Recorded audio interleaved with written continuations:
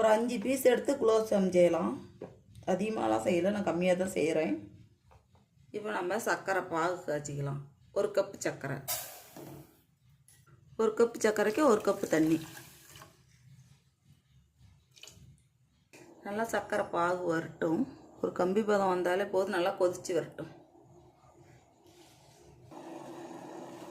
2 ஏலக்காய் தட்டி வச்சுருக்கு, இதில் போட்டுக்கலாம் வாசத்துக்காக. பாருங்கள்,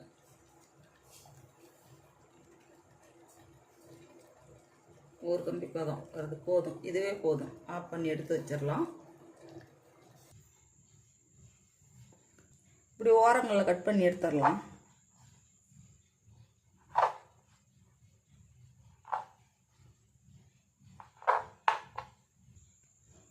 பாருங்கள், நான் ஒரு 6 பீஸ் எடுத்து கட் பண்ணி வச்சுருக்கிறேன். ஓரங்கள்லாம் நாம் எடுத்துருக்கிற பாகு காய்ச்சறதுக்கு 6 பீஸ் போதும். இதெல்லாம் கட் பண்ணி எடுத்துடலாம்.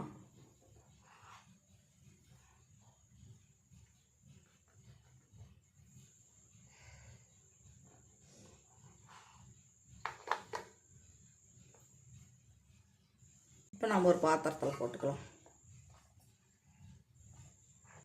காய்ச்சி ஆற வச்ச பால் தான், இப்போ ஊற்றி கலந்துக்கலாம், பிசைஞ்சு எடுத்துக்கலாம்.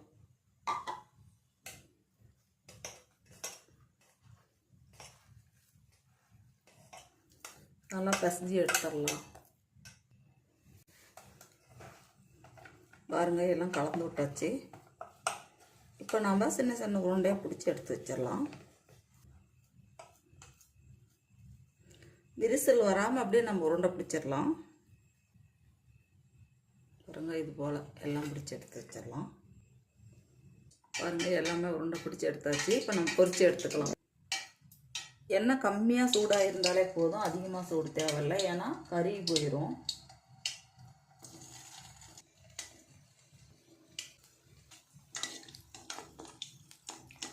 அப்படியே எடுத்து எடுத்து விட்டோம் தான் எல்லாம் ஒரே மாதிரி பொரிஞ்சு வரும்.